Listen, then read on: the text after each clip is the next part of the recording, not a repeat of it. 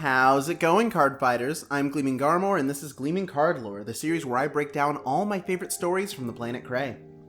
Today, we'll be taking a look at the clans of the Dark Zone. The Dark Zone is a region primarily inhabited by monsters and psychics. There's no formal leadership. Instead, the demons fight for power constantly. It's like the Chaos ending in a Megami Tensei game. Let's be honest, folks. The research for this video informed me of some wild things that I wasn't aware of. The Dark Zone is pretty messed up. First of all, it became the shadowed land of demons we know and love, I guess? After Xerath's dragon of End of the World Dust banished all the elementals besides the ones of darkness. Then, after he was defeated in the war against Gizeh, his corpse spawned thousands of demon lords. There were already quite a few prior to the war against Gizeh, but Dust just made everything worse. Historical documents recently surfaced that explain that the Dark Continent, which later became the Dark Zone, received the brunt of Messiah's greatest gift of all, magic. It's not a place that you want to live if you have a magic allergy, but those demon lords I told you about thrive in the place. Before I can tell you more about the demon lords, I want to introduce you to the clan Dark Irregulars. The Dark Irregulars are a group of demons, vampires, psychics, and other supernatural beings. While the other clans at least have a loose hierarchy, DI really represents the chaotic nature of the Dark Zone. Demon World Marquis Amon was the founder of the Dark Zone, and has proclaimed himself the leader of the Dark Irregulars. Now let me just talk about this guy for a minute. If you thought the Dragon Empire had some bad things going on, wait until you hear about how Amon gets his followers. You see, Demon Lords are able to take vassals by engaging in a ritual that engraves their mark onto the target. The issue is that this can be done without you knowing? Like, Amon can just go, I want you to work for me, and you have to kill him to get out of it. And Amon didn't die as far as we know, so there's that. And the thing about the vassalization process is it clearly does something to you, because there are Amon followers who are not aware of the fact that anything has been done, but still work for Amon anyway? This isn't even the last time we'll be talking about mind control today, but I think I've said enough about Amon for right now. Instead, why don't we talk about human experimentation? There was a human who used to live in the Dark Zone. His name was Reiji. He knew there was no way a normal human was going to survive very long there. So, when he was offered a gift of a psychic ability through experimental surgery, he took that offer. Reiji was transplanted with the blade wings of destruction. All he wanted was a way to protect himself in this terrifying country. The issue is that absolute power corrupts absolutely. The wings eventually drove Reiji to inflict on others the fear he once held. He gained the ability to turn others that he touched into dust.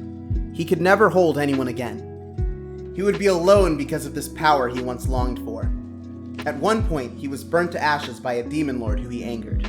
But rather than dying on the spot, the blade wings simply wouldn't let him. They reformed his body, and Reiji wondered who he would destroy next.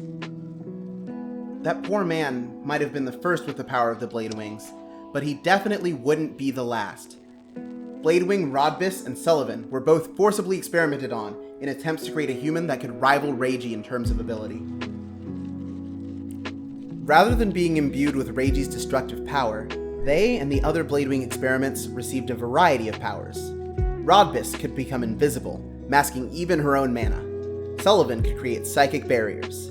This new generation of Bladewings used their abilities to escape from their testing facility and then disappeared off the map. Rodbis, of course, used her power to steal gems and gold from the Dragon Empire. Good for her. Next, I'd like you to meet the Spike Brothers. They're the Dark Zone's very own group of Gallows Ball teams.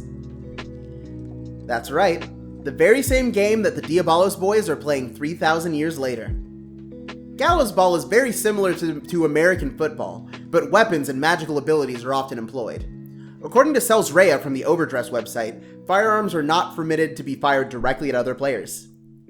Rather than wearing uniforms, all Gallows Ball players are required to create a visible aura using their mana, in either red or blue. Even the cheer girls are trained in combat, and generally are in charge of handling the rioting crowds. Because of their proficiency in combat, players and cheer girls are regularly called upon to fight in wars. The poster boy of Spike Brothers is Rising Nova, an ogre who believes himself to be the strongest of all time. He's able to pin giants up to 10 times his own size, and maintains a constant training schedule because of his passion for the game. He once defeated Gaia Emperor in a game of Gallows Ball. Rising doesn't use magic or weapons, he just relies on how strong he can make his own muscles. Rising Nova isn't the only notable player though. You see, there's a second game that the Spike Brothers play, Blood Ball. We don't know much about it, other than it is presumably a more violent version of Gallows Ball. I didn't even know that was possible. And at that, it's illegal in 5 countries, which is a lot considering there's only 6 of them. The best Blood Ball team the Spike Brothers have access to are the Dudleys. The team is led by Dudley Geronimo, the latest in a line of Dudley Demon Lords. There's a lot of people who complain about the fact that the Dudleys are made up of Demon Lords, saying that they have an unfair advantage. But they always seem to disappear about a week or 2 later. Wonder what that's about. Notable members of the Dudley team include Dudley Dan, who serves as the brains, and Dudley Jessica, who is known for her ability to play almost any position on the field due to her psychic ability to enhance her muscles. But I see you asking, what else do people do for entertainment in the Dark Zone? Well, they go to the Pale Moon Circus, of course. Pale Moon is a circus troupe that moonlights as assassins, presumably led by Hades' ringmaster and headlined by Lukier. Once upon a time, they were assassins first and circus second, but as time passed, more and more members of the troupe became dedicated to their craft. Honestly, they don't even need to do assassinations anymore. Pale Moon could easily pay the bills just off of their incredible popularity. Pale Moon uses gigantic workroid girls who are possessed by vengeful spirits. They call themselves Nightmare Dolls.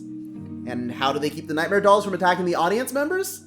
Well, that's thanks to Brenda, who learned dark magic in order to keep them in check. The second notable group in Pale Moon are the Silverthorns, led by the headliner of the circus, Lukier. They follow her orders absolutely, because of, stop me if you've heard this one already, mind control. Lukier's red eye holds the power to charm others. She's won over many servants and co-workers with it, and she fights with a whip made of thorns that can banish demons. Now, you may remember that Lukier was one of the units reversed during the Link Joker invasion. It's worth noting that she was one of the few to retain remnants of the power the Void granted her after Ezel unlocked her.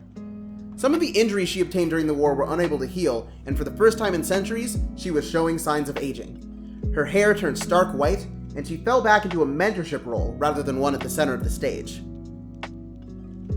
Now, I've saved the strangest Dark Zone clan for last. Gear Chronicle is a group of researchers following distortions in space and time. Their leader is Chronojet Dragon. Gear Chronicle initially intended to avoid contact with the people of Cray before Altmile discovered their hiding place in an expedition to the Dark Zone. After that, they took it upon themselves to corral rampaging units that were summoned by Stride. You may remember such an individual from our Dragon Empire video.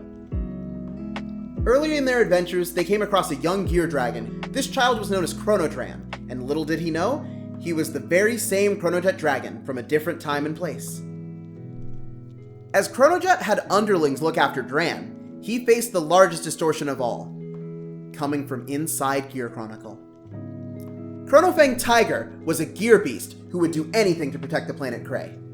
This drive was unfortunately exploited by Bind Time Dragon. He wished to wield the most powerful weapon ever created by the scientists of Gear Chronicle, Deus Ex Machina Demiurge. Demiurge was built by scientists seeking to wield the power of time itself. It was powered by 12 jewels called the Factors of Time. These factors held immeasurable power and could not be destroyed when Demiurge was sealed away. Instead, they formed the 12 Zodiac Time Beasts: Chronotherapy Hamster, Chronobeat Buffalo, Chronofang Tiger, Chronovolley Rabbit, Chronojet Dragon, Chronospin Serpent, Chronocharge Unicorn, Chronodoze Sheep, Chronoclaw Monkey, Chronotimer Leghorn, Chronoethos Jackal, and Chronodash Peccary.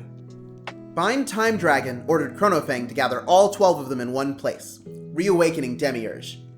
This event coincided with the opening of the Stride Gate by Ryuzu Myojin on Earth, weakening the barrier between Earth and Cray, and allowing units from Cray to ride humans on Earth. For more information on this diff ride, see Vanguard G next.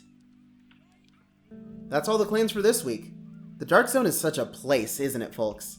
I had a blast researching for this video, and I'm excited to share what I can dig up on the last 3 nations before we shift into full-blown overdress lore mode. Maybe the website will be up in English by the time I get there. I can only hope. Thanks for watching this far. I hope you don't mind if I ask you to subscribe so that you can see more videos like this and be notified whenever I make a new installment of Gleaming Card Lore. Only 10% of you are subscribed, and I'd love to see that number go up. Oh, and I apologize for the gap between the Dragon Empire video and now. School really ramped up, and then I was just not in the mood to make videos. Trust me, you do not want a video out of me when I don't feel like making one. You won't enjoy it. I've been Gleaming Garmore, and I'll see you guys some other time.